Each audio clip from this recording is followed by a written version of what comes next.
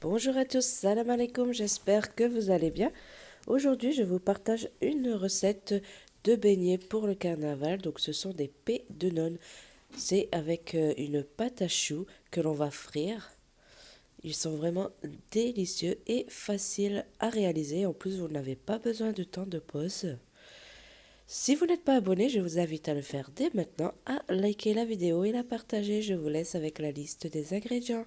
Vous aurez besoin de 20 centilitres d'eau, 80 g de beurre, 125 g de farine, 4 œufs, un sachet de sucre vanillé, 2 cuillères à soupe d'eau de fleur d'oranger qui est facultatif, une pincée de sel, de l'huile pour la cuisson et du sucre en poudre pour l'enrobage. On va commencer par faire chauffer l'eau avec le sucre vanillé, le beurre et la pincée de sel. Donc on mélange le tout et on va laisser bouillir. Donc une fois à ébullition, on va y ajouter la farine en une seule fois et là vous allez mélanger énergiquement.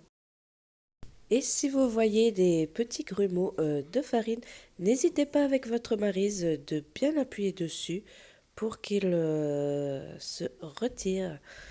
Une fois que vous voyez que votre pâte ne colle plus et qu'elle se rassemble en boule, vous pouvez la retirer, c'est qu'elle est assez sèche.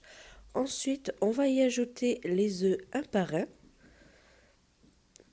Donc là, on ne voit pas sur la vidéo, mais j'ai ajouté 2 cuillères à soupe d'eau de fleur d'oranger juste avant d'ajouter l'œuf. Donc vous ajoutez la fleur d'oranger, vous mélangez et ensuite vous pouvez ajouter l'œuf. Donc là, pareil, il faut bien mélanger énergiquement, sinon vous allez mettre beaucoup plus de temps et vous verrez que au début, quand vous ajoutez l'œuf avec le blanc d'œuf, vu il a une texture gluante, vous allez avoir une pâte qui se détache en plusieurs morceaux et ça, c'est tout à fait normal. Donc vous voyez. Et plus vous allez mélanger, plus votre glaire va se mélanger aussi. Et du coup, votre pâte deviendra homogène au fur et à mesure. Donc surtout, ajoutez les œufs un à un, chacun leur tour, pour vraiment avoir une pâte lisse et homogène à la fin. Et à la fin, vous obtiendrez donc cette texture de pâte. Donc moi, c'était des œufs moyens. Si vous avez des gros œufs, vous obtiendrez une pâte un peu plus liquide, donc moins épaisse. Vous pouvez aussi ajouter un peu le parfum que vous voulez. Vous pouvez mettre aussi des zestes d'orange ou pourquoi pas le faire au citron. Donc ensuite, pas besoin de laisser reposer la pâte. Donc là, j'ai fait chauffer de l'huile de tournesol et je vais venir faire des petits tas donc dans l'huile à l'aide des cuillères à soupe. Et ensuite, je vais les laisser cuire. Donc là, je suis sur feu moyen. Donc attention à votre huile qu'elle ne brûle pas trop vite parce que comme il y a du beurre dans la préparation, le beurre risque de brûler dans l'huile. Donc si vous voyez que ça cuit trop vite, n'hésitez pas à baisser votre feu.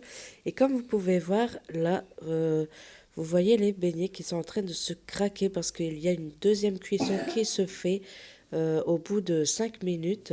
C'est la pâte à l'intérieur qui commence à cuire et qui va justement pousser. Et c'est pour ça que les beignets se craquent et qu'ils gonflent encore plus. Donc c'est pour ça que c'est vraiment essentiel de les laisser bien dorés pour que vous voyez le deuxième stade de la pousse pour pas les retirer avant et qu'ils ne soient pas cuits à l'intérieur.